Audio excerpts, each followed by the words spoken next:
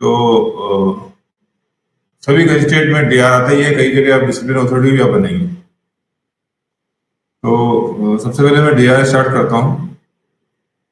ये प्रेजेंटेशन है डीआर का, सबको दिख रहा होगा। डीआर के बारे में कुछ जानकारी हम लेंगे। कुछ आवाज नहीं आ रही, कुछ समस्या हो तो जरूर बोल दीजिएगा मेरे को। डीआर के अंदर जो टॉपिक्स रहेंगे, सबसे पहले एप्लीकेशन कहाँ किसके ऊपर एप्लीकेशन होता है, डीआर रूल्स रिले में। उसके बाद अगला है appointing authority, disciplinary authority, suspension, penalties क्या क्या है हमारे यहाँ पर, procedure for imposing minor penalty, procedure for imposing major penalty, time schedule क्या है, appeal, sustained allowance, revision and review under DR. सबसे पहले जैसे एप्लीकेशन नंबर 1 पे यहाँ एप्लीकेशन था, तो हम सबसे पहले करेंगे एप्लीकेशन मतलब किस पे लागू होता है। रूल 3 हमारा डीआर रूल 3 किस पे लागू होता है। तो बताया कि ये जनरल सभी रेलवे एम्प्लॉइज पे लागू होता है, लेकिन ये रूल जो है निम्नलिखित पे लागू नहीं होते। एक तो रेलवे प्रोटेक्शन आरपीओ पे लागू नहीं होते हैं, और फिर जो कैजुअल एम्प्लॉयमेंट या सब्स्टिट्यूट जो होते हैं टीएस मिलने से पहले, टीएस अगर मिल गया हमको तो लागू होगा, लेकिन टीएस मिलने से पहले लागू नहीं होते हैं। और आरपीओ के ऊपर जो डीआर रूल उनका अलग होता है, उनका नाम कुछ और है। रेलवे का जो डीएनआर रूल 1968 वो आरपीओ पे लागू नहीं होता है। बात करने से पहले मुझे याद आया भी मैं पूछूं, लास्ट वीक मैंने जो क्लास लिया था उसमें मैंने कहा था यूट्यूब पे काफी सारा मटेरियल है उसके अंदर। मैं उम्मीद करता हूं आपने उसको देखा होगा। और कल मैंने एक लीव पास रूल के ऊपर भी कुछ ऑब्जेक्टिव डाले हुए हैं। तो ये डीआर रूल के अभी मैं समझा रहा हूँ, डीआर रूल के ऊपर भी ऑब्जेक्टिव है, यूट्यूब पे आप देख सकते हैं। इसके अलावा सेटलमेंट हम बाद में पढ़ेंगे, सेटलमेंट पे भी क्वेश्चन आंसर हैं, और लीव पास पे भी है। तो काफी सब्जेक्ट पे एचओआर, काफी सब्जेक्ट पे आपको जो है ऑब्जेक्टिव क्वेश्चन आपको यूट्यूब में मिल जाएंगे। तो आप उसकी तैयारी करेंगे तो मैं उम्मीद करता हूँ आपको उसमें से काफी सारे क्वेश्चंस आएंगे उसमें। और बाद में ये एक बार डीआर कंप्लीट करने के बाद फिर आपको कुछ भी क्वेश्चंस के डाउट्स हैं पिछले उसमें भी और अभी डीआर के ऊपर भी, तो हम उसमें बात करेंगे। तो अपॉइंटिंग अथॉरिटी रूल 2 में बताया गया है, डेफिनेशन बताइए। अपॉइंटिंग अथॉरिटी यानी नियुक्ति अधिकारी कौन होता है। उसमें कहा गया who can appoint person to the service और टू पोस्ट और to the grade in service. कोई भी कर्मचारी, कोई भी अधिकारी जिसको किसी कर्मचारी को उसकी सेवा में उस पद पर उस ग्रेड में नियुक्त करने का अधिकार होता है, उसको नियुक्ति अधिकारी कहते हैं। Who appoint the railway servant to such grade, service, grade and post. वह अधिकारी जिसको किसी कर्मचारी को किसी सर्विस, सेवा, पद या ग्रेड में, जिस ग्रेड में उसको नियुक्त करने का अधिकार होता है, वो उसका नियुक्ति अधिकारी होता है। Which ever is the highest authority.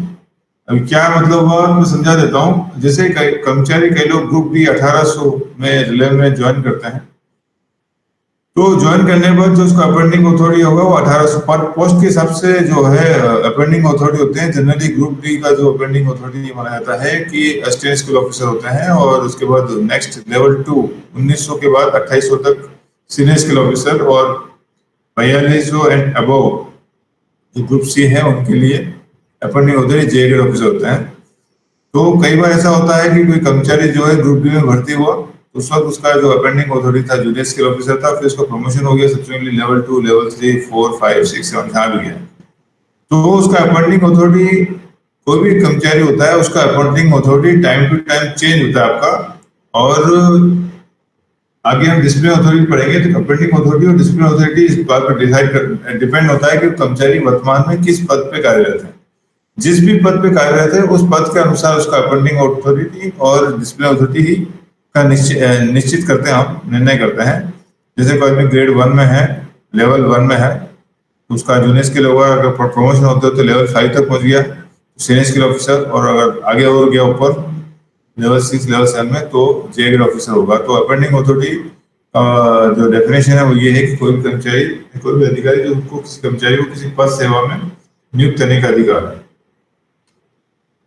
इसके बाद डिसिप्लिन अथॉरिटी। डिसिप्लिन अथॉरिटी में एक प्लस चीज और रहती है, अपॉइंटिंग अथॉरिटी किसी भी कर्मचारी का एक ही होगा। अगर मान लीजिए 4200 या 4600 4800 में है, या फिर आपके 2800 में है, तो अपॉइंटिंग अथॉरिटी किसी कर्मचारी एक ही होगा।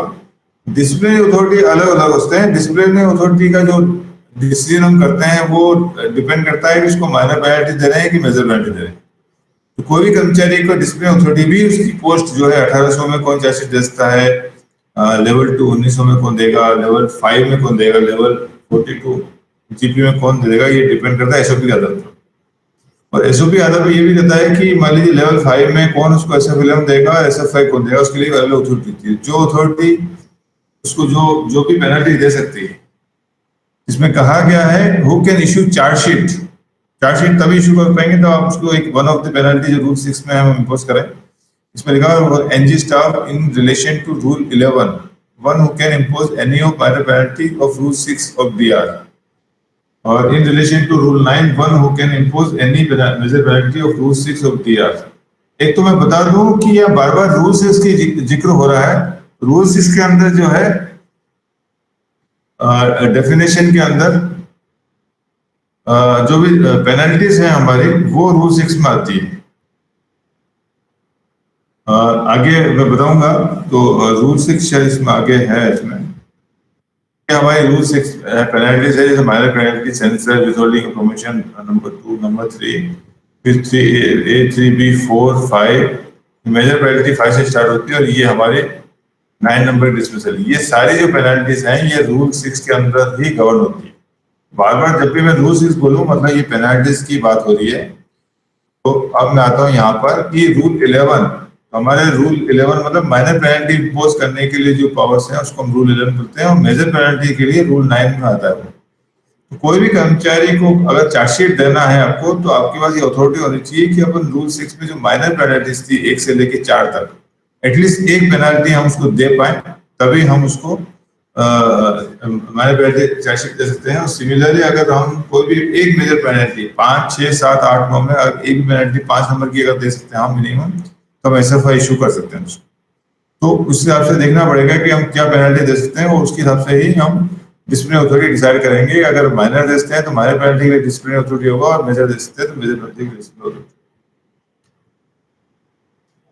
जैसे चार्जशीट देने की बात होती है वैसे सस्पेंशन है रूल 5, इसमें भी बताया हुआ है सस्पेंशन कौन किसको कर सकता है। Specified schedule 1 and 2 of DN rules में suspend any subordinate railway servant who is controller shall report to concern authority who is competent to suspend showing circumstance if not reviewed before 90 days it is null and void.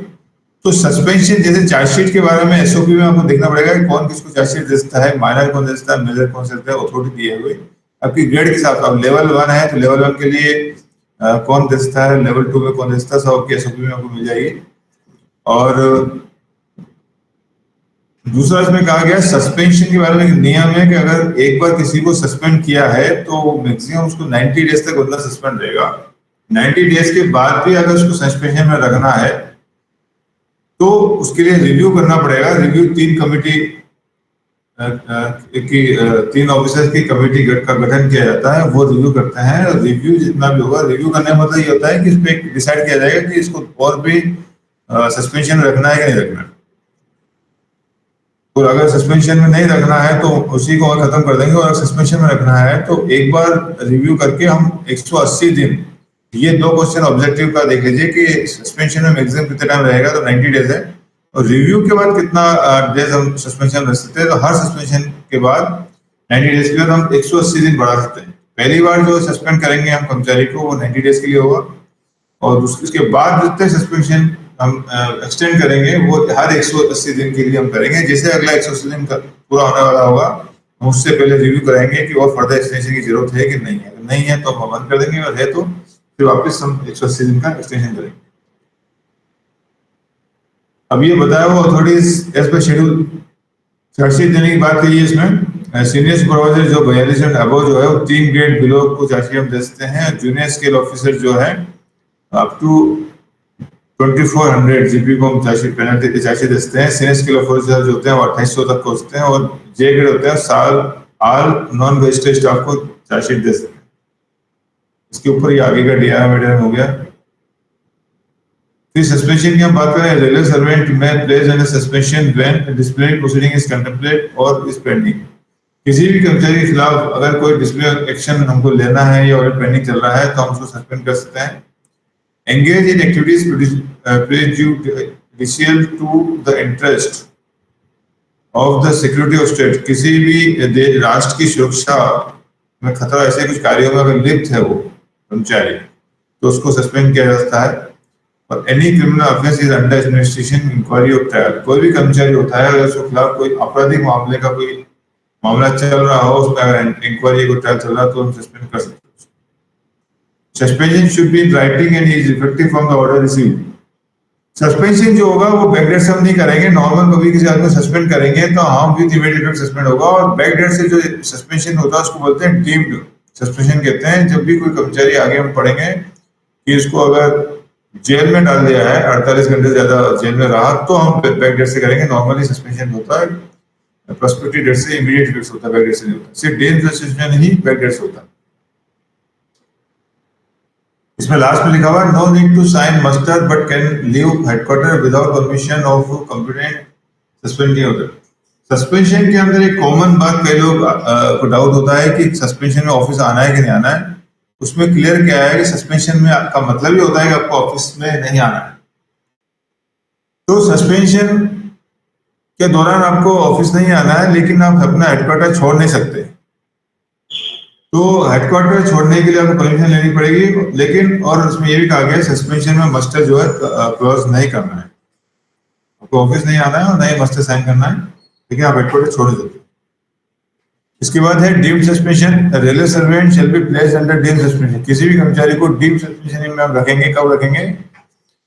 If detained in custody for a period exceeding 48 hours. किसी भी कर्मचारी को अगर custody में रखा है 48 घंटे से ज्यादा रखा है तो उसको डीम्ड सस्पेंशन किया जाएगा। कन्विक्शन भी हो गया है तो conviction sentence to term of imprisonment exceeding 40 hours. किसी कर्मचारी को आपराधिक मामले में सजा हो गई है और उसकी जो सजा है 48 घंटे से बड़ी है तो उसको हम सस्पेंशन करेंगे व्हेन रीइंस्टेटेड इन सर्विस।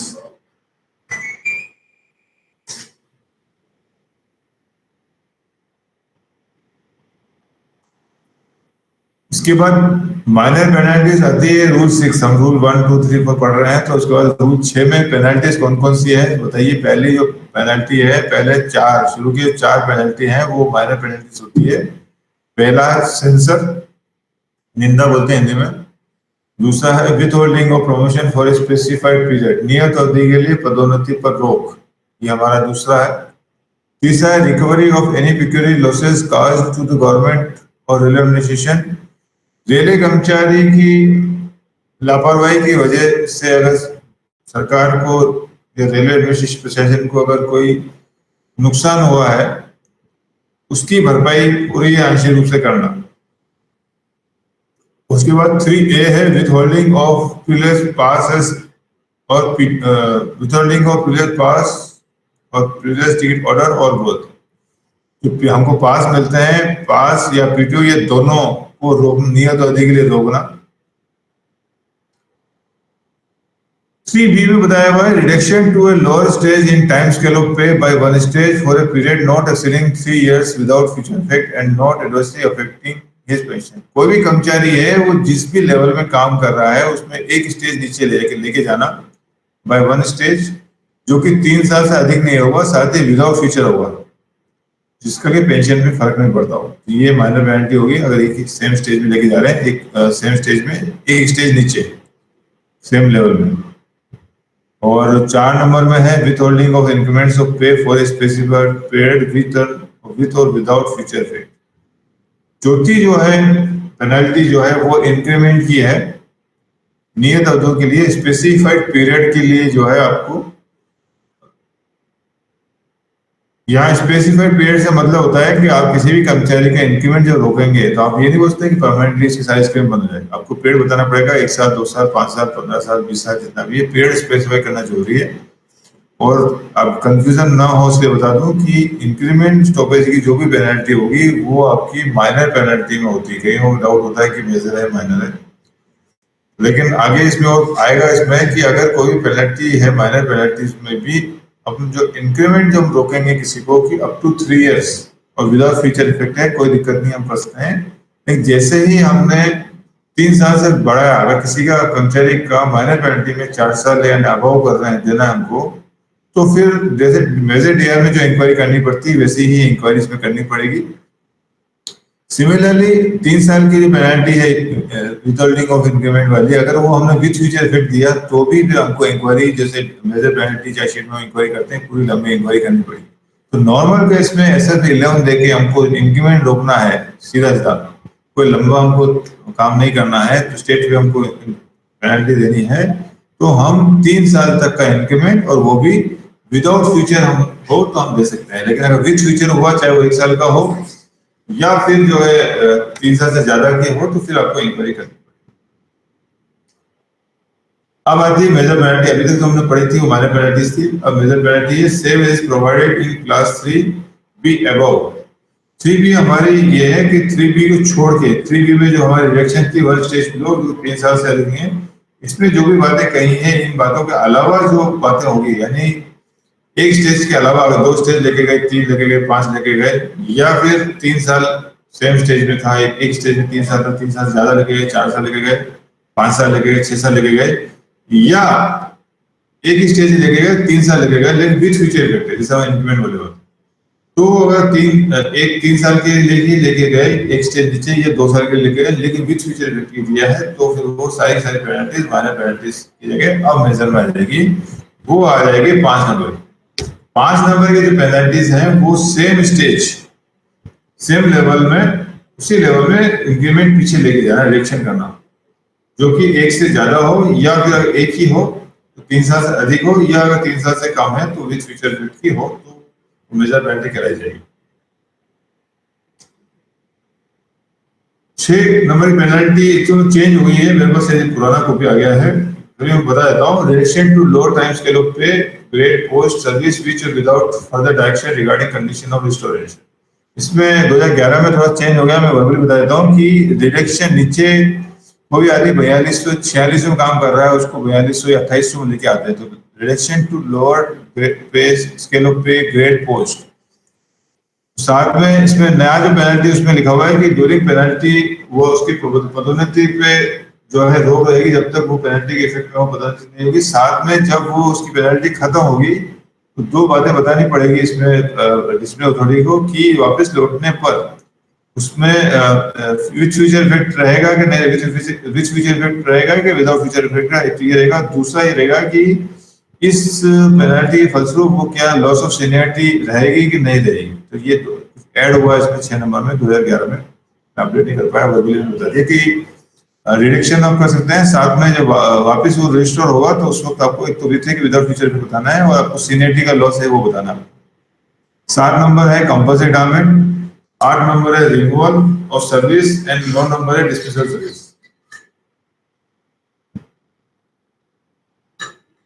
तो 8 और 9 में अगर आपको मालूम होगा, ज्यादातर है नहीं, बस आप 8 नंबर में आप फर्दर कहीं जॉब ट्राई कर सकते हैं सरकारी नौकरी में, और डिसमिसल में आप किसी भी सरकारी नौकरी के लिए अयोग्य घोषित होते हैं। ये आपका एनालिसिस पूरी हो गई है। Procedure for imposing minor penalty. Minor penalty procedure impose करने के लिए क्या है, नियम है बताया है। Authority who is competent to impose any of minor penalty और रूल्स कैन इनिशिएट एक्शन। कोई भी अथॉरिटी है अगर वो माइनर पेनल्टी इम्पोज करने के लिए सक्षम है तो वो इनिशिएट कर सकता है।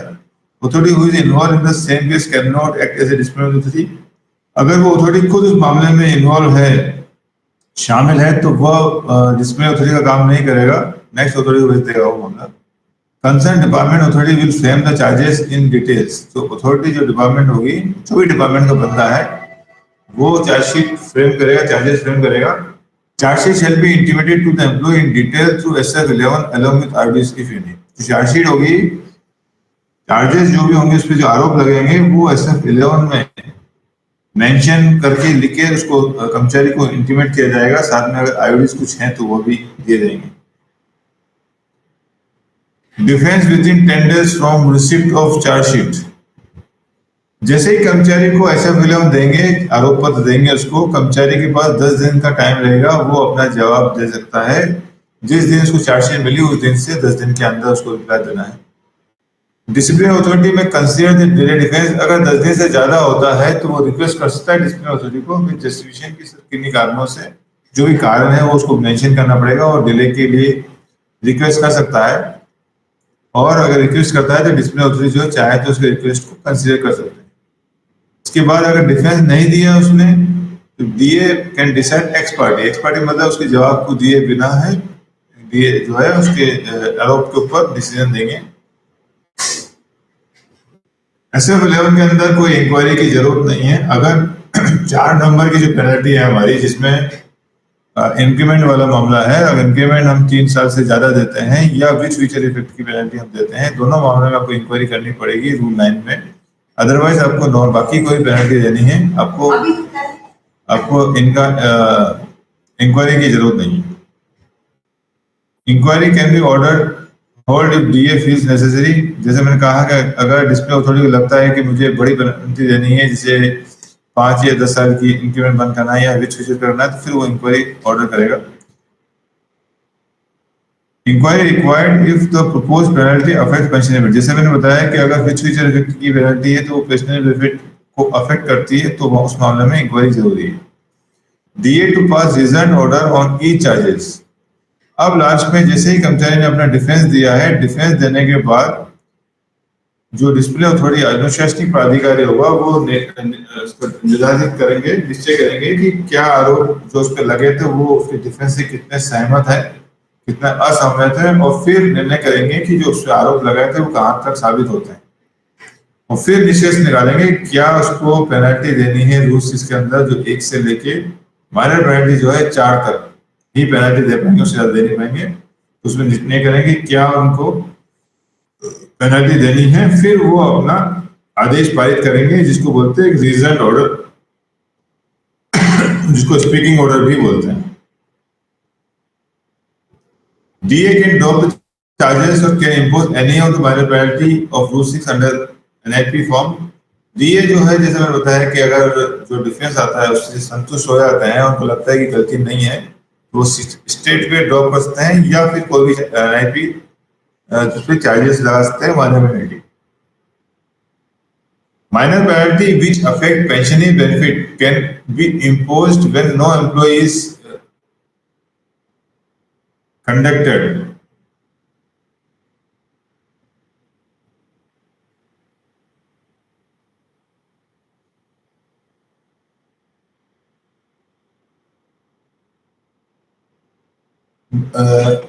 No penalty which affects pensionary benefit can be imposed when no inquiry is conducted as per rule। जैसे मैंने बताया था कि कोई भी मामले में अगर पेंशनरी बेनिफिट अफेक्ट करता है तो फिर हम बिना उस पेनल्टी को इम्पोज नहीं कर पाएंगे बिना इंक्वायरी को कंडक्ट किए। If DA's decision is not in conformity with vigilance to be consulted, however DA is free to take final decision। तो कुछ चार्जशीट जो होती है SF11 की, वो DA के यानी उसमें विजिलेंस की रिकमेंडेशन होती है, विजिलेंस एडवाइस करता है इसको। विजिलेंस का कोई मामला है तो जनरली जो माइनर पेनल्टी के कुछ केसेस होते हैं जिसमें विजिलेंस जो है एडवाइस करता है, ऐसे मामले में विजिलेंस से कंसल्ट विजिलेंस जब भेजता है तो पहले अभी जो रूल है वो ये था कि अगर उसको माइनर पेनल्टी देता है तो दिक्कत नहीं है, अगर माइनर पेनल्टी को ड्रॉप वगैरह करना चाहता है तो फिर विजिलेंस से कंसल्ट करना पड़ेगा, विजिलेंस को बताना पड़ेगा कि मैं इसको ड्रॉप करना चाहता हूँ। और विजिलेंस से एग्री हो नहीं होगी, हो अगर एग्री नहीं भी है तो फिर DA is free to take final, फिर इसके बाद DA फाइनल डिसीजन लेने के लिए ले सकता है। Inquiry required for the following penalties. जैसे मैंने आपको बताया था कि SF11 के अंदर जो है अगर हम माइनर पेनल्टी दे रहे हैं तो कुछ पेनल्टीज के लिए जो है इंक्रीमेंट रोकने वाली जो पेनल्टीज है उसके अंदर जो है इंक्वायरी करनी पड़ेगी। तो कौन कौन सी पेनल्टीज है SF11 के अंदर जो दे सकते हैं, लेकिन सिर्फ पेनल्टी करनी जरूरी है, वो ये है withholding of increment which is likely to affect adversely to the pensionary benefit।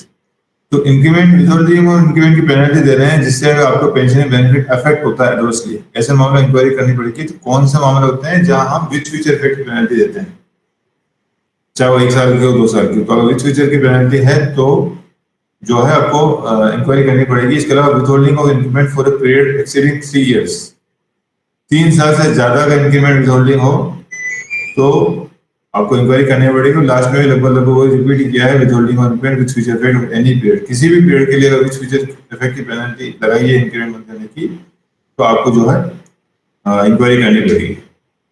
अब आया मेजर पेनल्टी प्रोसीडिंग्स क्या है मेजर पेनल्टी देने के लिए रूल 9 में।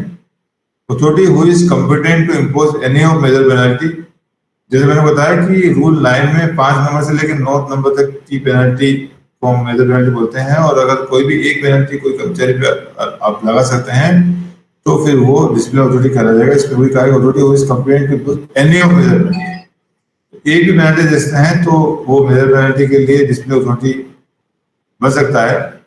Authority involved in the same case can not be act as a discipline authority, अगर उस मामले में खुद लिखते हैं तो वो अथॉरिटी डिसिप्लिन अथॉरिटी काम नहीं करेगा। इसमें सेम वो चीज लिखी हुई, concern department authority will frame the chargesheet charges in detail, तो डिपार्टमेंट होगा वो फ्रेम करेगा।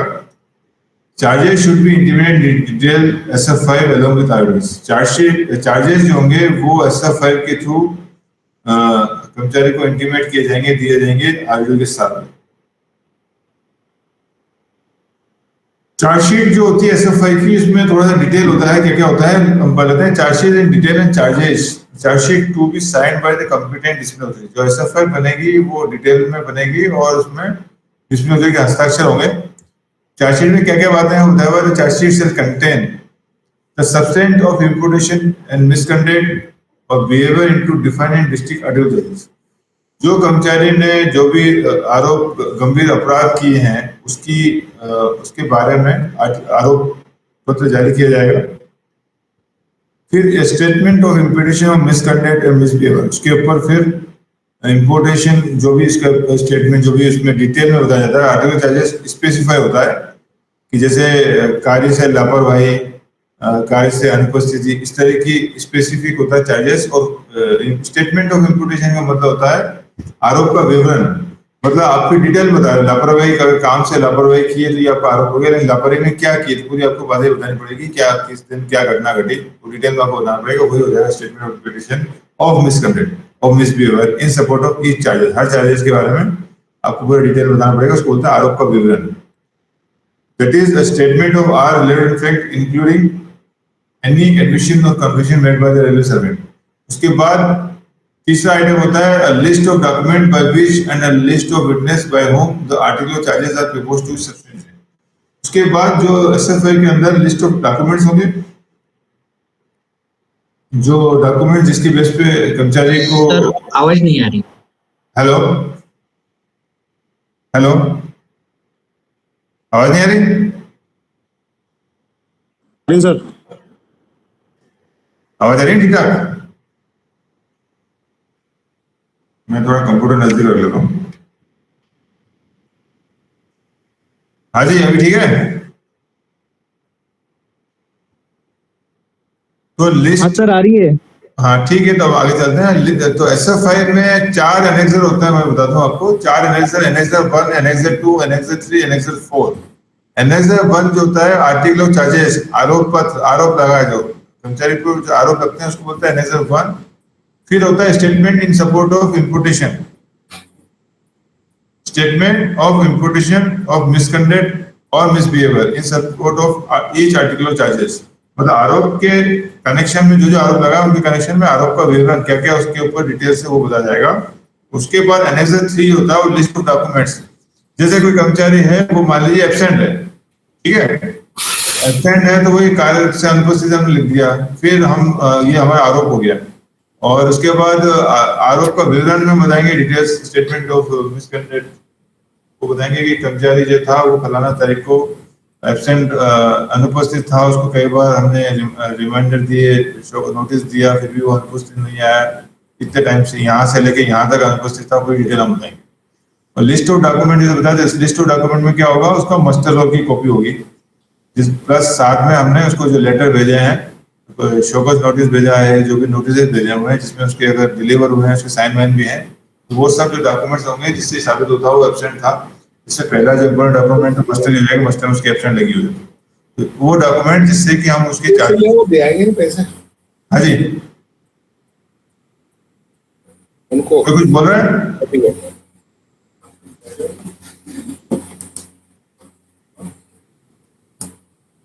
तो लिस्ट ऑफ डॉक्यूमेंट्स बता दिए मैंने आपको। उसके बाद लिस्ट ऑफ विटनेसेस कि जो भी हम आरोप लगाएंगे उसको गवाह के रूप में भी हमको कम से कम एक गवाह।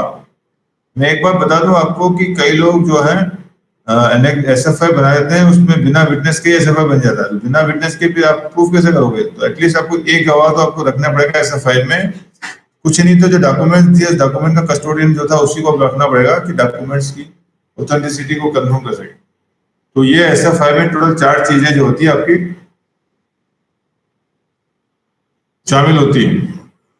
फिर है all RDs should be listed in SF5 and whatever permissible should be supplied to C along with the charge sheet. तो आरडीज जो SF5 में है लिस्ट की जाएगी, वो सारी जो है चार्ज ऑफिशियल जो है, जो एम्प्लॉय है जिसके ऊपर चार्जशीट दिया होगा जिसको, उसको सप्लाई की जाएगी।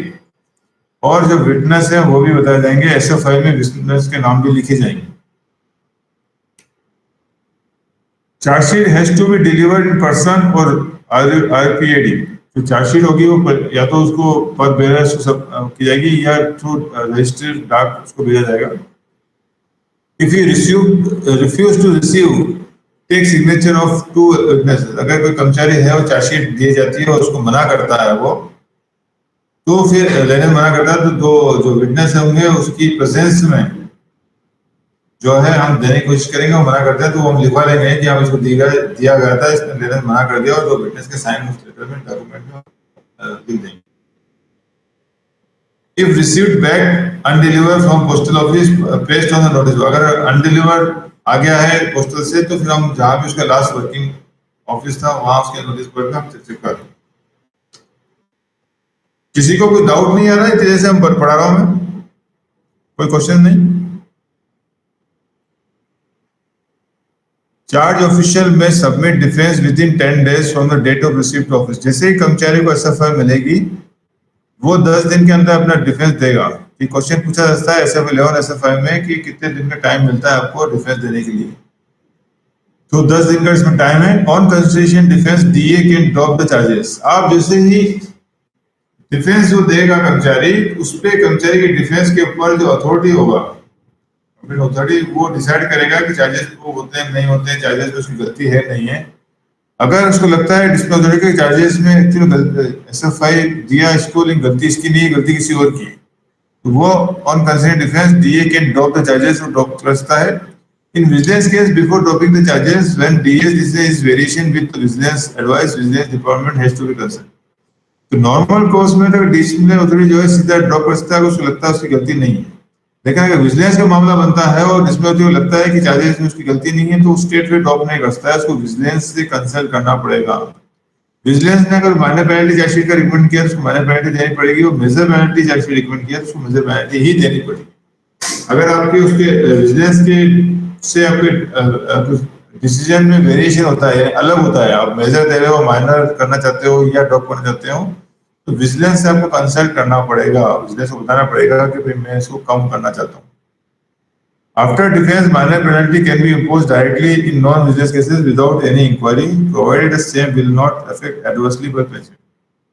अब पहला मामले में जिसमें तो लगता है कि चार्जेस उसकी गलती नहीं है तो ड्रॉप कर सकता है, या फिर लगता है कि भाई गलती तो है लेकिन उतनी बड़ी गलती नहीं कि हम मेजर पेनल्टी चार्ज दें, तो स्टेट वे माइनर पेनल्टी दे सकता है। अगर वो विजिलेंस केस नहीं है, विजिलेंस केस होगा तो पहले आपको विजिलेंस से कंसल्ट करना पड़ेगा, अदरवाइज स्टेट वे माइनर पेनल्टी दे सकता है।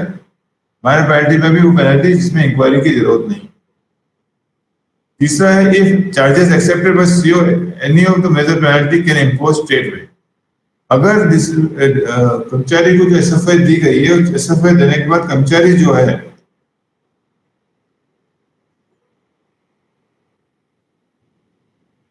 वो जो चार्जेस लगाए 1 2 3 4 जितने चार्ज लगाए वो सभी को एक्सेप्ट कर लेता है सीधा, तो वो चाहता है कि इंक्वायरी मुझे नहीं करनी है, क्योंकि इंक्वायरी में काफी टाइम लगता है, डिले होता है, और कई बार कर्मचारी का प्रमोशन आने वाला होता है या इंटरनल ट्रांसफर में जाना होता है, ये रिटायरमेंट नजदीक होता है।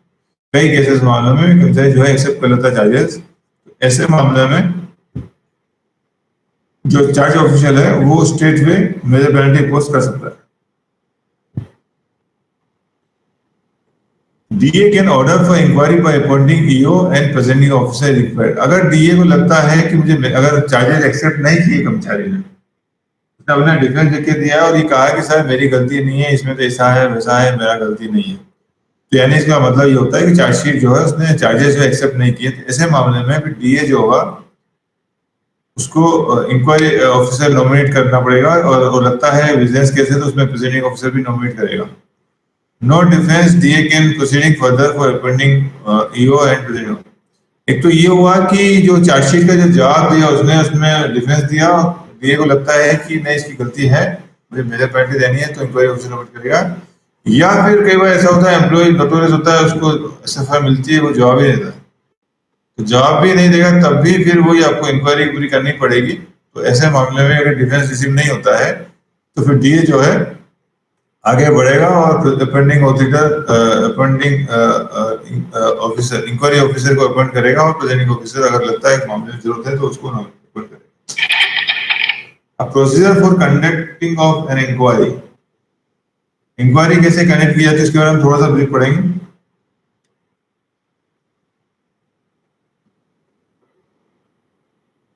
During inquiry, it has to be ensured that a preliminary inquiry hearing should be preliminary inquiry oblique hearing should invariably held।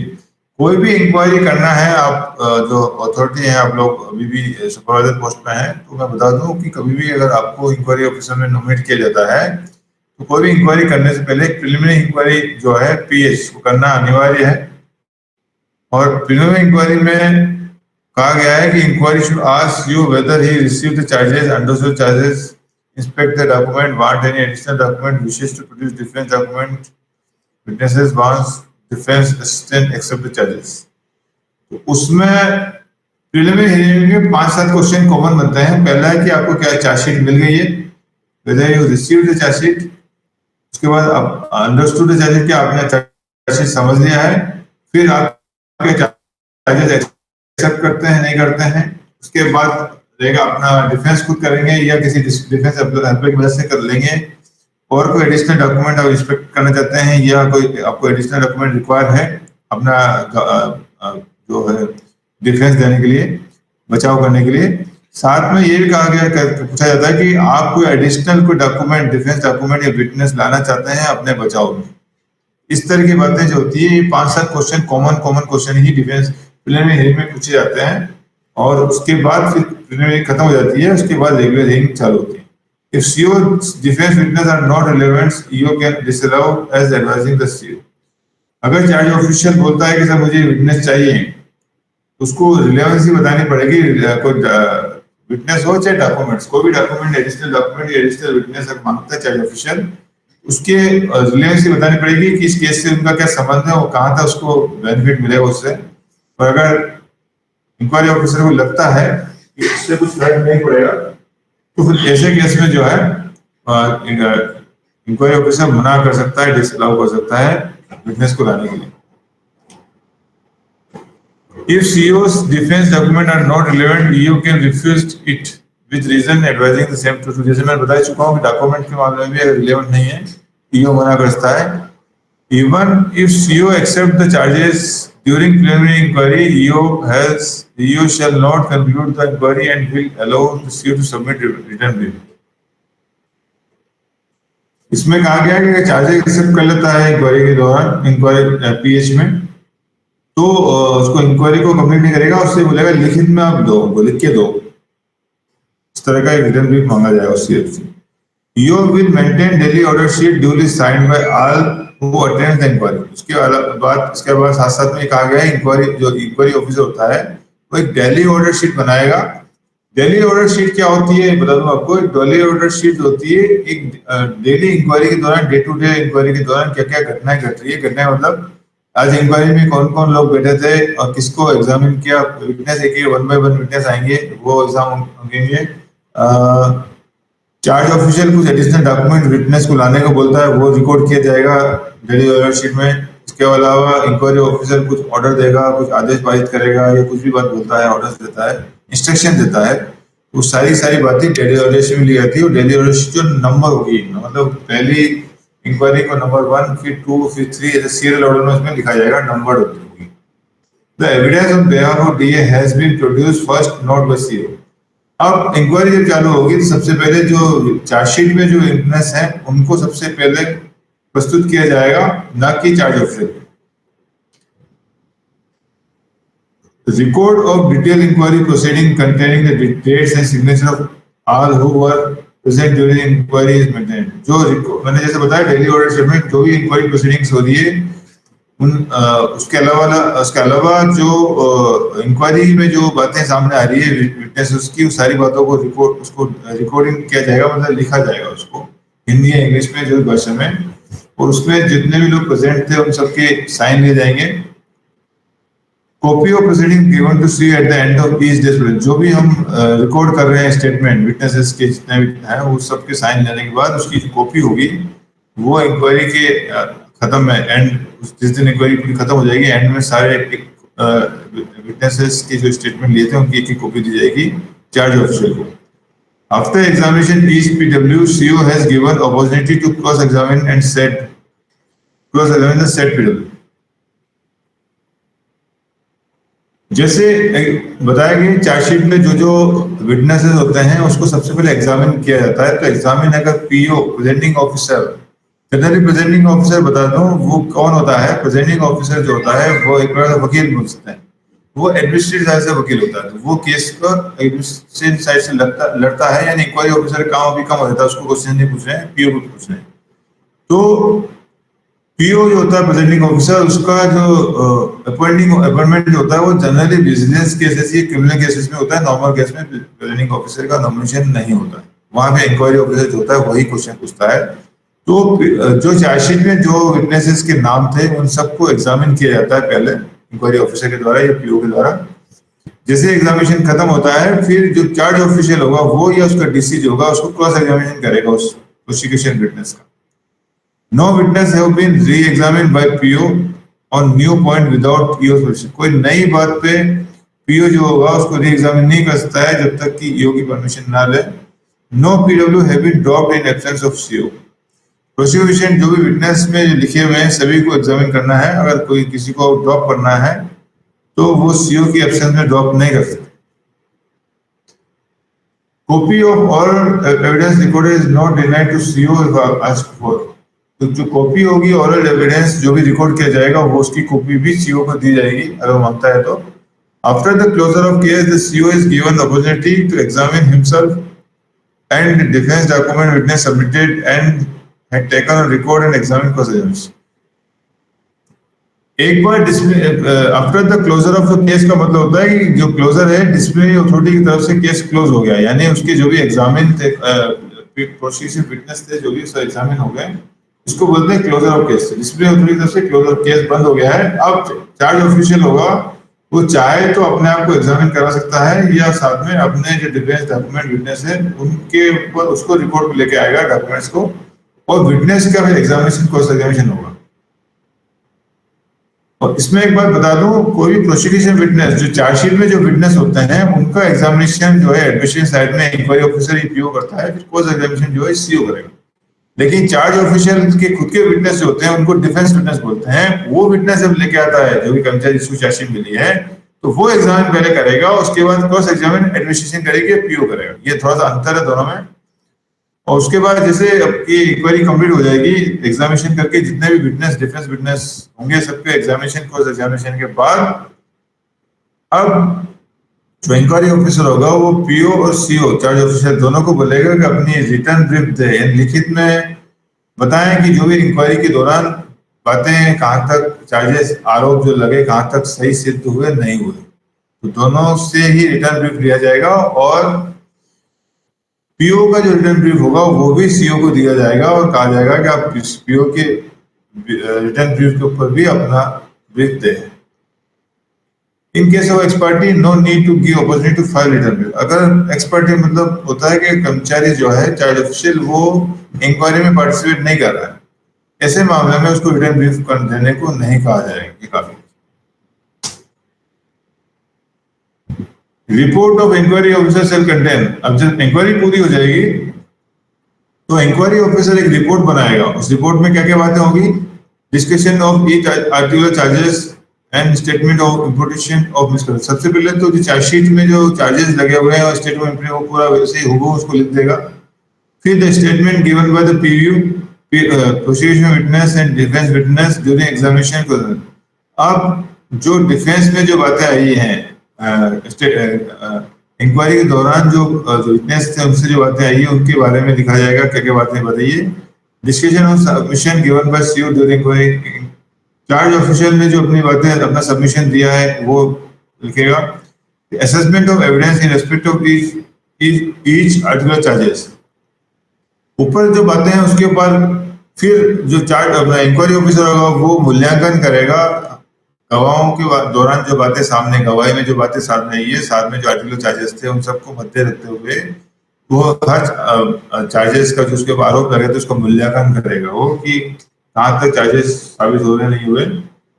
फिर रीजन फॉर इस कंक्लूजन ऑफ ईच, फिर हर चार्ज के ऊपर निष्कर्ष निकालेगा कि चार्जेस प्रूफ हुए नहीं हुए। फिर वो अपने फाइंडिंग्स अपना निष्कर्ष लिखेगा कि चार्जेस प्रूफ हुए कि नहीं हुए।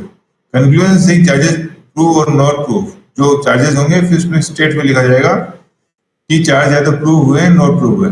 Inquiry officer should not record any penalty in his finding report. इसमें कहा गया है कि इंक्वायरी ऑफिसर का काम सिर्फ इंक्वायरी ऑफिसर को जो नियुक्त किया जाता है जांच अधिकारी, उसका काम सिर्फ इतना है कि वो जो आरोप लगे कर्मचारी के ऊपर वो प्रूफ हुए, प्रूव करना है या नॉट प्रूव हुए। इंक्वायरी करके चार्जेस लगे आरोप उसको सही साबित है कि गलत साबित करना है।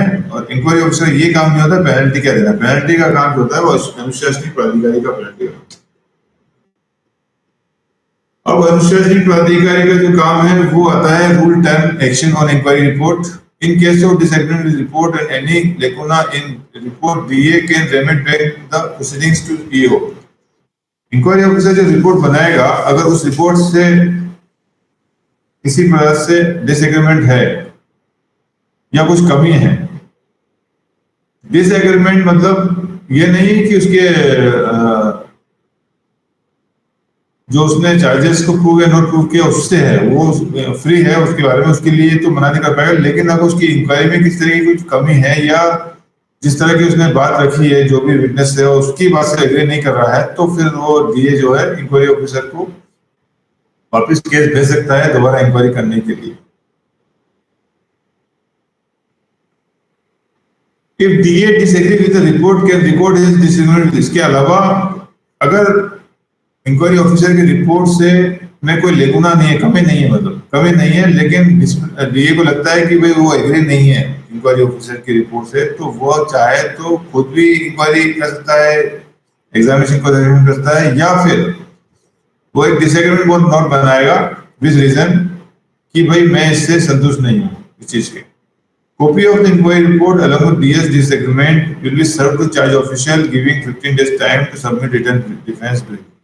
इंक्वायरी ऑफिसर की जो रिपोर्ट होगी वो साथ में अगर डिस्प्ले अथॉरिटी का कोई डिफेंस डिसएग्रीमेंट नोट है, यानी कि वो उसकी रिपोर्ट से एग्री नहीं है, ऐसे मामले में उसकी डिसएग्रीमेंट नोट दोनों की दोनों चीजें हैं चार्ज ऑफिसर को दी जाएगी। उससे कहा जाएगा कि 15 दिन का टाइम है, आप अपना फाइनल जो है डिफेंस तो रिप्रेजेंटेशन जो भी इसका है बचा हुआ आपको दो। फिर उसका जो बचा हुआ आएगा उस पर कहा गया है DA will consider representation and record his reasons speaking order for imposing penalty or otherwise।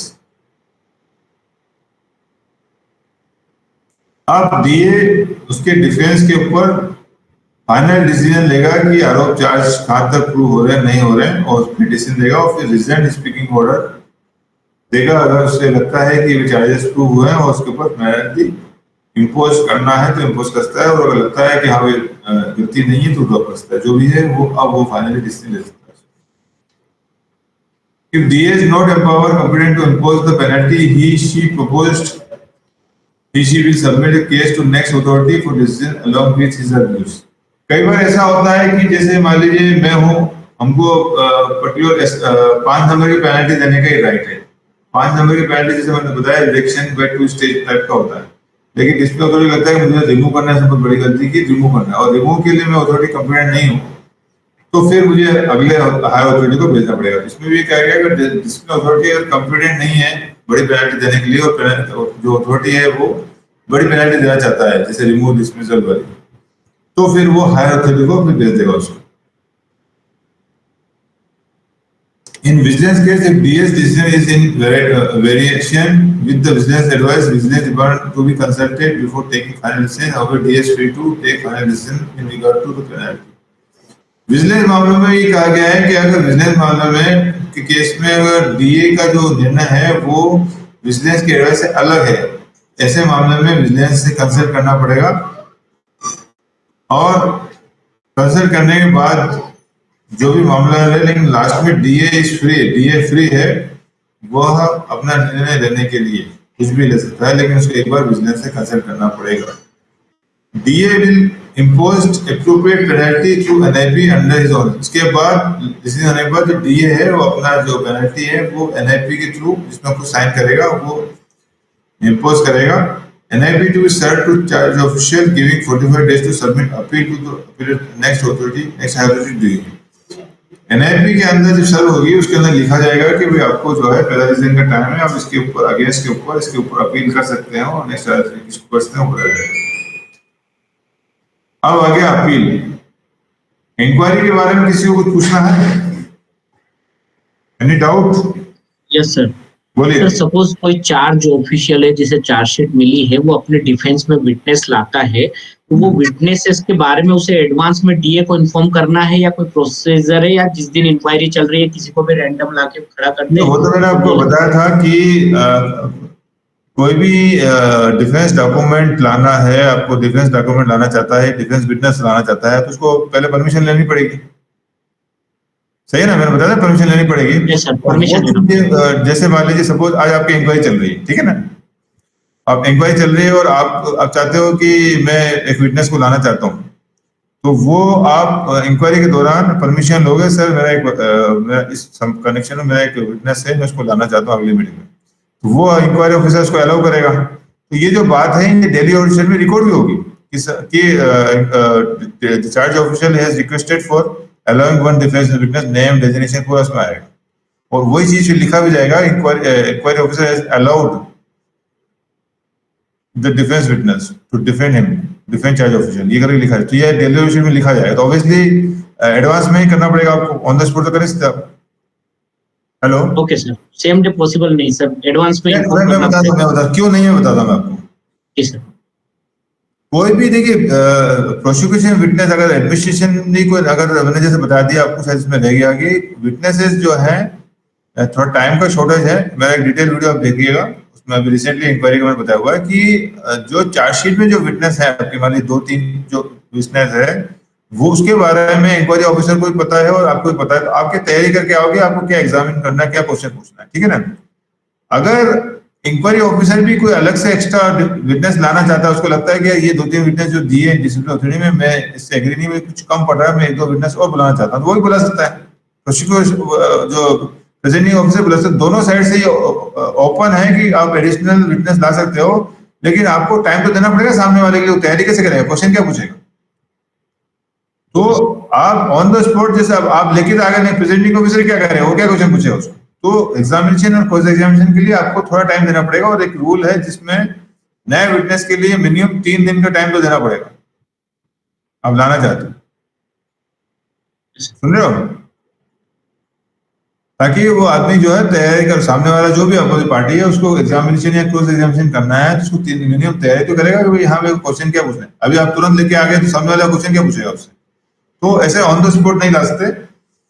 हाँ, अगर सामने वाला एग्री है, आप लेके आ गए, और वहीं अगर चार्ज ऑफिशियल जो है वो अलाउ करता है, और सामने अगर प्रेजेंटिंग ऑफिसर या इंक्वायरी ऑफिसर जो है उसको एतराज नहीं है, तो ऐसा भी मना नहीं किया है आपको कि आप तुरंत नहीं ला सकते, मना नहीं किया, लेकिन वो डिपेंड करेगा सामने वाले के ऊपर, क्योंकि उसको भी तैयारी करनी होती है, वो चाहे तो कर सकते हैं, लेकिन मना नहीं। लेकिन जनरली हम सेम उसमें नहीं करते हैं, पहले परमिशन मांगते हैं, क्योंकि जो डिफेंस विटनेस होगा वो आपका रेलवे का बंदा होगा, क्योंकि रेलवे में काम कर रहे हैं, ठीक है ना, तो वो भी हम उसको बुलाएंगे, जो ड्यूटी पे बुलाएंगे, तो हमको जो डिफेंस विटनेस जो होगा उसकी अथॉरिटी को चिट्ठी जाएगी इंक्वायरी ऑफिसर की, भाई ये आदमी इंक्वायरी में इसको मैं कॉल कर रहा हूँ, बोला आप उसके साथ रिलीव करो, उसके लिए पास लगेगा, सब लगेगा नहीं लगेगा, सही है कि नहीं है?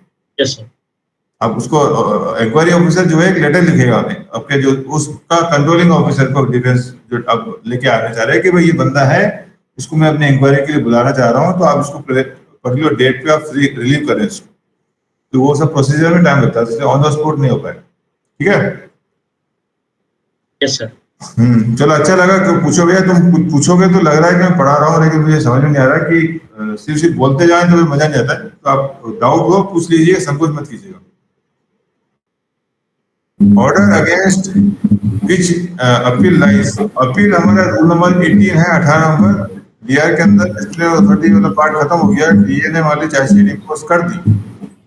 अब जो चार्ज ऑफिशियल है उसके पास जो रेमेडी है क्या है, तो पहला है रूल 18 में 18 अपील कर सकता है। अब बताया अपील किस किस के खिलाफ किया जाता है, तो order against which appeal right, DR rule के अंदर किस किस आदेश के ऊपर अपील की जा सकती है। पहला है ऑर्डर ऑफ सस्पेंशन मेड और deemed to have been made under rule 5, कोई भी कर्मचारी को सस्पेंशन कर दिया या डीम सस्पेंशन किया तो वो उसके खिलाफ अपील कर सकता है, पहला रूल है।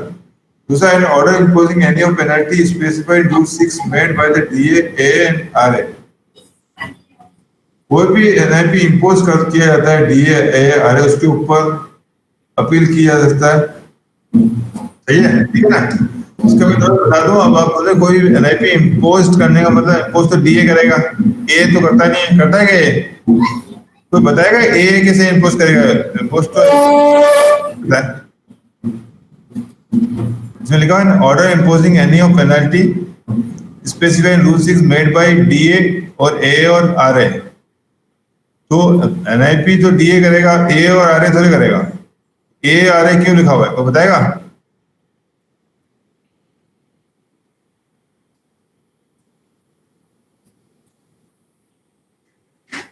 नहीं आ रहा है? देखिए कई बार जो होता है डीए ने एनआईपी दिया है और उस पर अपील होता है। कई बार ऐसा भी होता है कि डीआर के अंदर, स्पेशली विजिलेंस वाले मामलों के अंदर, कि डीए जो है चार्जेस ड्रॉप कर देता है, ऐसा भी होता है। चार्जेस ड्रॉप होने के बाद एक हमारे रेलवे में सुमोटो रिवीजन का प्रोविजन है, आ रहे जो विजिलेंस जनरली जब चार्जशीट ड्रॉप कर देता है डीए, विजिलेंस उसके ऊपर सुमोटो रिवीजन का बोलता है एडमिनिस्ट्रेशन को, तो वहां जो आरए को पेनल्टी इंपोज करता है, नई पेनल्टी, क्योंकि डीए ने तो चार्जेस ड्रॉप कर दिए, तो वहां आरए जो पेनल्टी प्रपोज करता है उसके ऊपर फिर एक और अपील का चांस मिलता है। ये जस्ट मैंने बताया कि समझने के लिए कि कभी भी कोई नई पेनल्टी इंपोज होगी तो उसके ऊपर अपील का प्रोविजन है। इसके अलावा तीसरा है an order enhancing the penalty impose under rule 6, यानी कि कोई पेनल्टी डीए ने दिया, मान लीजिए एक इंक्रीमेंट बंद कर दिया डीए ने, कर्मचारी ने अपील किया अपीलेट अथॉरिटी को, उसने 2 इंक्रीमेंट बंद कर दिया, 2 साल का कर दिया। अभी डीए ने 1 साल का इंक्रीमेंट बंद कर दिया, अपील अथॉरिटी ने 2 साल का इंक्रीमेंट कर दिया। जैसे ही इंक्रीमेंट 2 साल का किया, मतलब this is an order enhancing the penalty, मतलब डीए के ऑर्डर को ए ने जब बढ़ा दिया है तो उसके ऊपर एक अपीलेट अथॉरिटी के ऊपर भी एक हम अपील करेंगे। ये रिवीजन नहीं कहलाएगा, बता दूं मैं आपको, वो अपील ही कहलाएगा, अपीलेट अथॉरिटी के ऊपर अपील कहलाएगा। सिमिलरली मान लीजिए डीए ने पेनल्टी बनाया 1 साल का इंक्रीमेंट, अपील में भी 1 साल का सेम रहा, ठीक है। अब बंदा आ गया, रिवीजन किया उसने और रिवीजन ने 2 साल का कर दिया। आपको ऐसा लगेगा कि डीआर में 3 चांस मिलते हैं, डिस्प्ले अथॉरिटी दिया, फिर अपील में 1 चांस और आरए ने 2 चांस, टोटल 2 चांस एक्स्ट्रा मिले। लेकिन अगर आरए पेनल्टी बढ़ा देता है तो फिर आरए के ऊपर एक अपील और होता है, उसको बोलते हैं एक्स्ट्रा अपील, तो उस अपील के तहत में टोटल एक्स्ट्रा चांस और मिलता है आपको। ये तभी मिलेगा जब आपकी जो अथॉरिटी है, अपील अथॉरिटी, रिवीजन अथॉरिटी, जब जो एग्जिस्टिंग पेनल्टी है उसको एनहांस करती है, बढ़ा देती है, तब आपको एक अपील का चांस और मिलता है अंडर रूल 18। ये मैं आपको बताना चाह रहा हूँ, ये मेरे ख्याल बहुत कम लोगों को मालूम होगा, आप लोग तो बैठे हुए। ये तभी होगा जब एनहांस होती है अपील में भी कंसीडर बाय अथॉरिटी। रूल 9 जो है इसमें क्या करना है, रूल जो शेड्यूल बता रखा है इसमें, who is immediate higher to DA, appellate authority कौन होगी उसके बारे में शेड्यूल 1 एंड 2 में बताया हुआ है। शेड्यूल 1 देखना पड़ेगा आपको, हु इज तो डिसिप्लिन अथॉरिटी का जो नेक्स्ट अथॉरिटी होता है, जैसे मान लीजिए कोई असिस्टेंट स्किल ऑफिसर है तो उसमें अपील जो होगी वो उसका सीनियर स्किल ऑफिसर करेगा। तो अगर senior skill officer discipline authority है तो फिर जे ग्रेड ऑफिसर उसका अपील अथॉरिटी होगी। मतलब नेक्स्ट इमीडिएट नेक्स्ट अथॉरिटी जो होगी वो उसका अपील अथॉरिटी होगी। Who is immediate hired to authority who has imposed the penalty in appeal or revision? Appeal authority जैसे मैंने बताया है, अपील के ऊपर भी अपील अथॉरिटी और रिवीजन के ऊपर भी अपील अथॉरिटी है, जो इमीडिएटली नेक्स्ट हायर होगा उस अथॉरिटी जिसने भी अपील या रिवीजन डिस्पोज ऑफ किया है। Member of rail board where appeal authority is rail board. Rail board में अगर मामला डिसाइड होगा अपील अथॉरिटी तो हम मेंबर हो जाएंगे रिले बोर्ड के। Time limit for appeal. Appeal को करने के लिए टाइम लिमिट बताया हुआ रूल 20 में कि applicant shall submit appeal within 45 days from the date of receipt of order against which appeal is to be made. वो भी डिसिप्लिन अथॉरिटी ने जो एनआईपी इश्यू किया है उसके 45 दिन के अंदर आपको अपील करना है। AA can entertain delayed appeal if satisfied with the reason given by the applicant। अगर 45 दिन से लेट हो गया है तो कर्मचारी चाहे तो कंडोम के लिए रिक्वेस्ट कर सकता है और AA can entertain delay appeal अगर वो सेटिस्फाई है डिले रीजन के लिए। Form and content in submission of appeal. Appeal shall be in applicant on. Appeal जो होगी हमेशा एप्लीकेंट द्वारा ही होगी, उसके मेंबर नहीं कर सकते। कोई भी कर्मचारी DA के आर के अंदर अपील जो होगी एम्प्लॉय खुद कर सकता है, उसकी सिग्नेचर से होगी, उसके नाम से होगी। The appeal shall be presented to the authority to whom the appeal lies and shall not contain any disrespect to improper language। ये कहा गया है इसमें।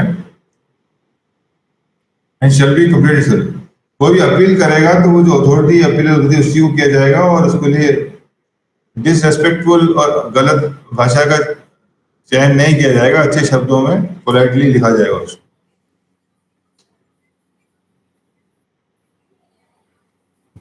When the appeal is against suspension, अगर अपील सस्पेंशन के खिलाफ हो तो AA shall consider whether the order of suspension is justified or not or confirm or revoke the order accordingly। अगर अपील सस्पेंशन के खिलाफ अपील किया है तो जो अपील अथॉरिटी है वो देखेगा जो सस्पेंड किया वो जस्टिफाई है कि नहीं है, ऑफिस को कंफर्म करेगा या तो अगर सही लगा तो उसको बोला कंफर्म बराबर है तुम्हारा और गलत किया है तो रिवोक कर सकता है अपील अथॉरिटी।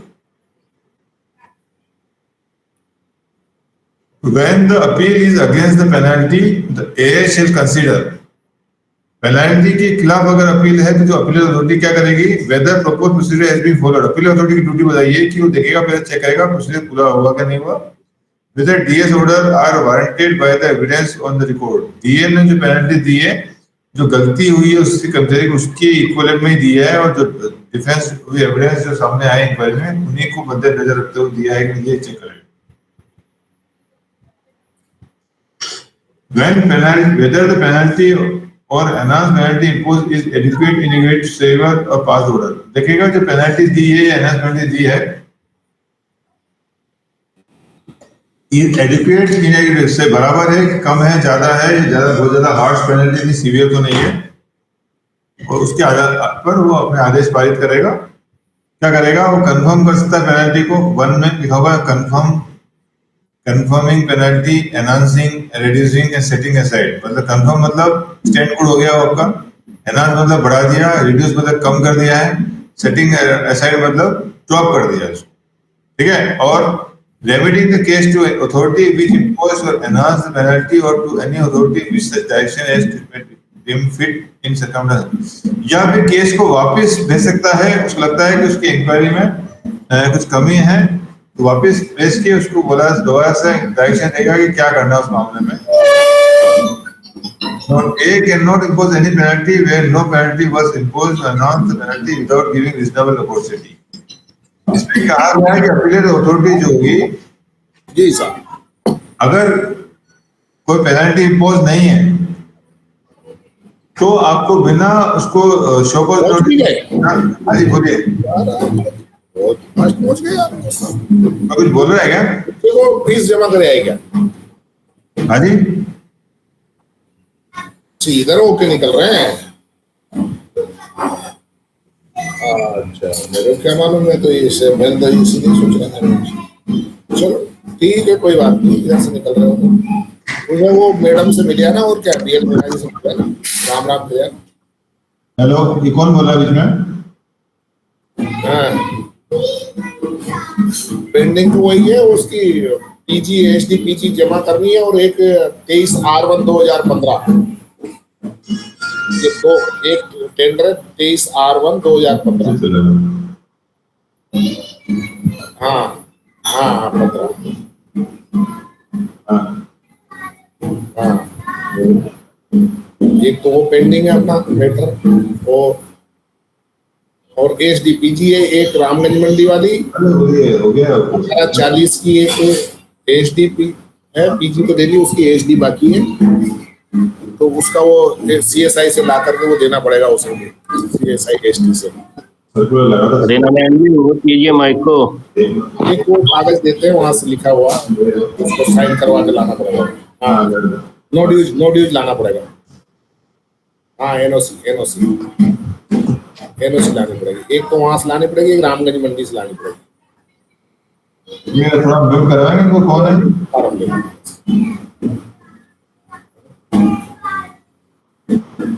अब चलते हैं। A can not impose any penalty, मतलब इसमें कहा गया है कि कभी भी कोई पेनल्टी नहीं का पेनल्टी लगाते हैं तो कर्मचारी को रीजनेबल अपोजिशन देनी पड़ेगी, मतलब शो कॉज नोटिस इशू करना पड़ेगा। रिक्वेस्टेड बाय द एप्लीकेंट ए में grant personal hearing before personal appeal. अगर एप्लीकेंट रिक्वेस्ट करता है तो पर्सनल हियरिंग का भी प्रोविजन है अपील के डिस्पोजल के एक्सेप्ट है। रिवीजन है rule 25। The Honorable President has got full power for revision of any case। कोई भी कर्मचारी के मामले में रिवीजन के लिए पहला राइट है वो प्रेसिडेंट का होता है। उसके बाद रेलवे बोर्ड जीएम है got full power for revision of any case at any time without any restriction time limit। थोड़ा समझ में नहीं आ पा रहा था। हाँ जी, हाँ, स्पीडली आप थोड़ा तेज चल रहा था। क्या आपने बोला क्या? हाँ, बोलना जो बोल रहे हो वो थोड़ा साउंड क्लियर नहीं हो पा रही। आपकी जो साउंड आ रही है ना वो थोड़ा डबल उसमें आ रही मेरे है। को पीछे से काफी डिस्टर्बेंस आ रहा है, किसी का माइक चालू है लगता है। अभी ठीक है आवाज? अभी बराबर है। हाँ, तो मैं बताता हूँ कि डीआर रूल के अंदर कोई भी डिसिप्लिनरी अथॉरिटी जो डी है, जब एनआईपी इश्यू करता है उसके अंदर जो चैनल्स होते हैं, पहला होता है अपील जस्ट अभी मैंने खत्म किया है, उसके बाद रिवीजन। रिवीजन कौन कौन कर सकता है उसके बारे में हम पढ़ रहे हैं। रूल 25 है रिवीजन। एक तो प्रेसिडेंट कर सकता है, कभी भी किसी भी कर्मचारी का कोई मामला है किसी भी टाइम, उसको पूरे पावर है प्रेसिडेंट को, राष्ट्रपति महोदय को। उसके बाद रेलवे बोर्ड जीएम को भी फुल पावर है रिवीजन करने का किसी भी टाइम पे, उसका टाइम लिमिट नहीं है अगर अपील अथॉरिटी सीनियर है। तीसरा होता है divisional railway manager DR in division cases where no appeal was preferred the revision can be done by the DRM. Division के अंदर अगर अपील प्रेफर नहीं की गई है तो फिर डीआरएम कर सकते हैं। डीआरएम से नीचे कम से कम डीआरएम रैंक के अधिकारी जो है वो एज ए रिवीजन अथॉरिटी का काम कर सकते हैं, लेकिन उसके लिए कंडीशन ये है कि अपील नहीं, कर्मचारी ने अगर अपील नहीं किया, अगर अपील किया है तो फिर आपको नॉर्मल केस में हेडक्वार्टर जाना पड़ेगा या जो भी बोले वो करना पड़ेगा। एज ए अपीलेट अथॉरिटी के हिसाब से डीआरएम कर सकते हैं। In other normal cases situation the revising authority should not be below the rank of deputy HOD. बाकी सब मामले में डिप्टी एचओडी मतलब जे ग्रेड ऑफिसर जो डिवीजन में होते हैं वो रिवीजन अथॉरिटी का काम करते हैं।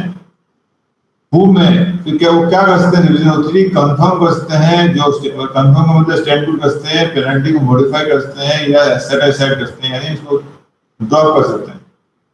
इसके अलावा है confirm, reduce, enhance, set aside the penalty imposed or impose any penalty where no penalty has been imposed. इसमें वापस वो चीज रिपीट की है कि कम कर सकते हैं, कंफर्म कर सकते हैं, कम कर सकते हैं, बढ़ा सकते हैं, सेटिस्फाई कर सकते हैं पेनल्टी को, और अगर पेनल्टी इम्पोज नहीं किया है तो पेनल्टी भी इम्पोज कर सकते हैं। तीसरा है remit the case to authority which made the order or to any other authority directing such authority to make such further inquiry as may be considered proper to the circumstance. या फिर authority वापस case को वापस जो authority ने भेजा है उनको दे सकते हैं विद डायरेक्शन की कहीं कुछ कमी रह गई है इंक्वायरी में, तो उसके हिसाब से दोबारा अथॉरिटी को केस को रेमिट कर सकते हैं। और फिर चौथा है पास से चौथा है एज डीम्ड फिट। इसके अलावा जो आदेश लगता है ठीक वो आदेश पारित कर सकते हैं। तो रिवीजन अथॉरिटी क्या क्या कर सकता है, तो जो भी अभी तक केस आया है उस पर आदेश कुछ आए हैं पेनल्टी के अंदर, तो वो उस पेनल्टी को कंफर्म कर सकते हैं, कम कर सकते हैं, ज्यादा कर सकते हैं, ड्रॉप कर सकते हैं, या फिर अभी तक कोई पेनल्टी इम्पोज नहीं की तो नई पेनल्टी इम्पोज कर सकते हैं। ये सारी बातें जो है अपील रिवीजन अथॉरिटी कर सकते हैं। The action for revision can be commenced only after expiry of appeal period or disposal of appeal if preferred. ये रिवीजन कब होगा, ये तभी होगा, स्टार्ट होगा जब अपील पीरियड खत्म हो जाएगा, यानी 45 दिन के बाद ही हम रिवीजन कर सकते हैं। Revision can not be done such by such A or RA who earlier had considered an appeal in the case and pass order. अगर उस मामले में पहले ही ऐसे ए ने काम किया हुआ उस केस के अंदर डिसीजन दिया हुआ तो वह रिवीजन नहीं कर सकता। इसका क्या मतलब हुआ, अगर वो कई बार ऐसा होता है कि ऐसे बंदा जो है एज ए डिसिप्लिनरी अथॉरिटी या अपील अथॉरिटी काम कर रहा है, उसने आपका केस डील किया है और प्रमोशन हो गया उस अथॉरिटी का, वो फिर अब वो आपका आरए बन गया है, डिवीजन अथॉरिटी बन गया है, क्योंकि अपील अथॉरिटी ने उसी ने डिसीजन दिया है। अब आरए में वो डिसीजन नहीं, ऐसे भी कई बार मामले आते हैं, तो वो अथॉरिटी जो होती है हायर होती है, उसको प्रमोशन हो गया तो अब आपका डिवीजन अथॉरिटी बन गया है, तो वो डिवीजन अथॉरिटी नहीं कर सकता है। उसके लिए आपको जो अलग अथॉरिटी को जाएगा, उस अथॉरिटी को सेम अथॉरिटी अपन नहीं दो बार केस डील नहीं कर सकती, ऐसे डिसिप्लिन अथॉरिटी किया हो जैसे अपील अथॉरिटी से किया तो वो डिवीजन नहीं कर सकती। No major penalty under this rule can be imposed or enhanced from minor to major without conducting proper inquiry under Rule 9 of DR.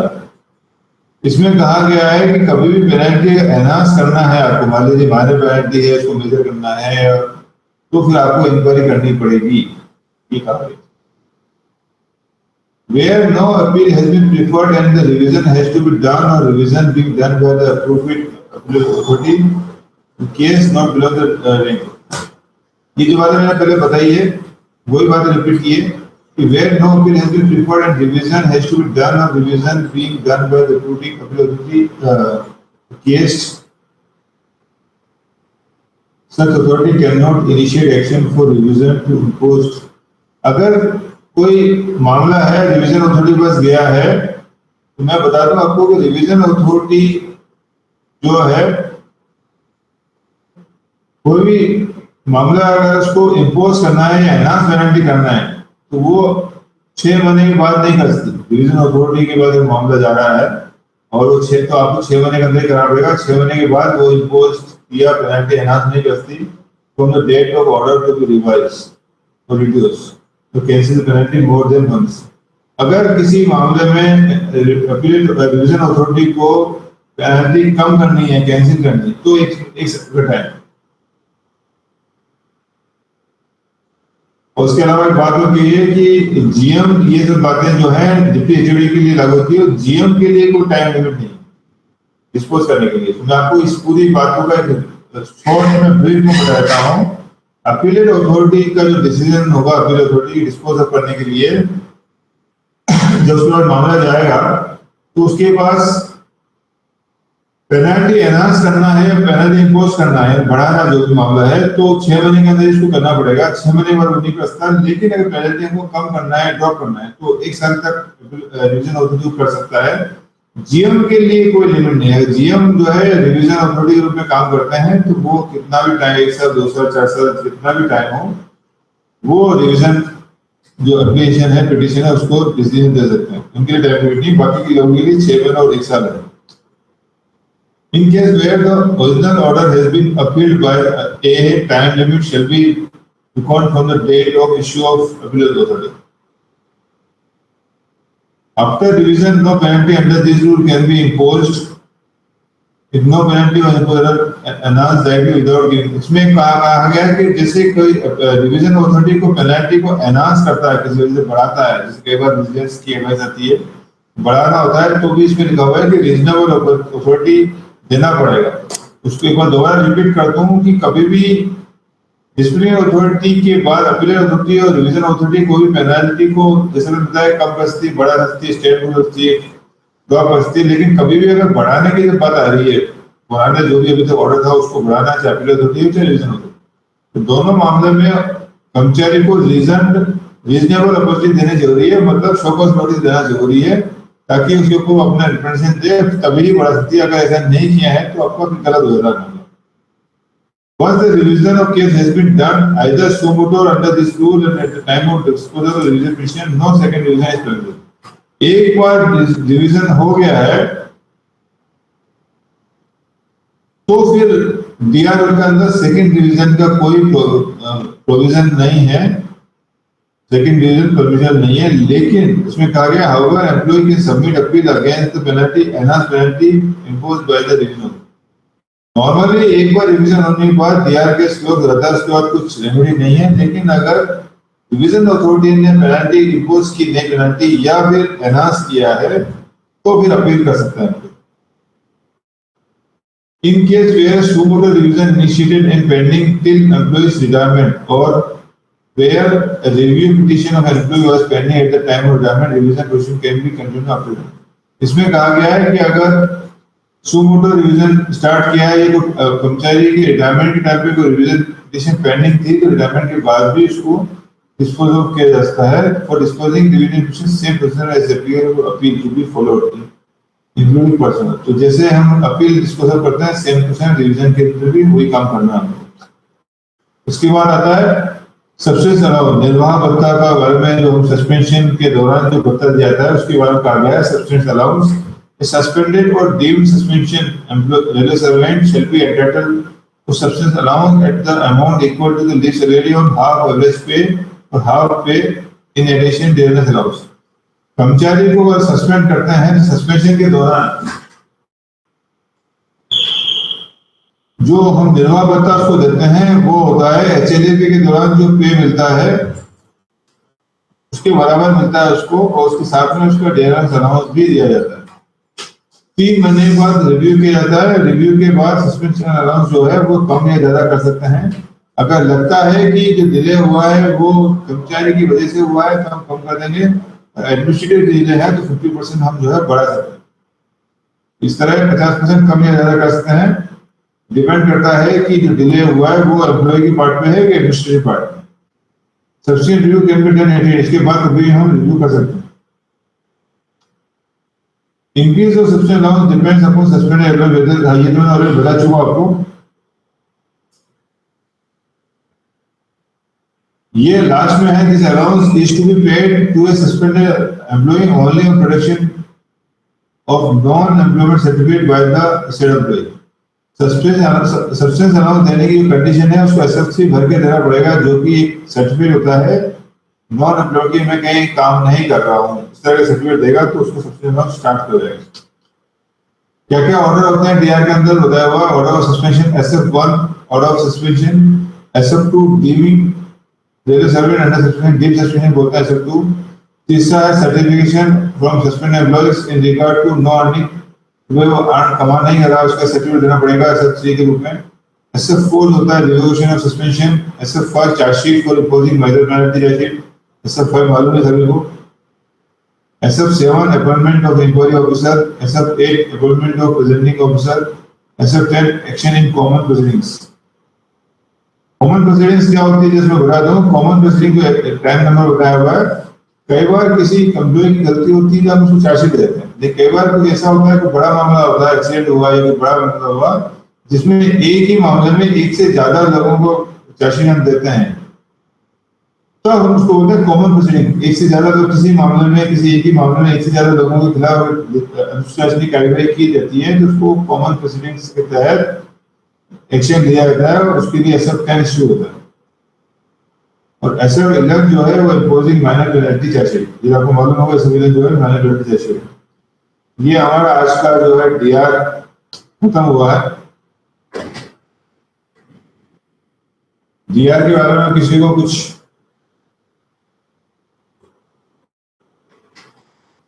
जानना है, अभी किसी को डाउट है, हम आगे बढ़े।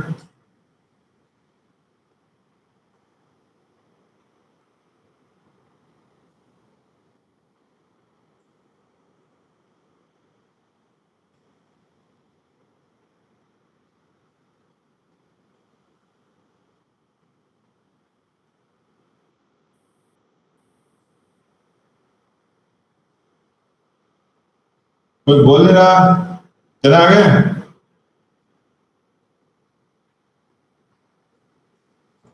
Yes sir. मेरी आवाज आ रही नहीं आ रही? कुछ तो बोलो। यस सर, आ रही आ रही। ठीक है, अभी मैं टाइम कम है, मैं फटाफट मैं करता हूँ आधे घंटे में सेटलमेंट। डीआर थोड़ा सा मैं आपको डीआर के बारे में बता दूं कि डीआर के बारे में अगर आपको लगता है कि ये सेम टू सेम मैंने वीडियो में है ना, उसमें देख सकते हैं और क्वेश्चन आंसर भी आपको मिल जाएगा। अब मैं स्पीडली कर रहा हूँ, पेंशन रूल के ऊपर बता देता हूँ थोड़ा सा आपका।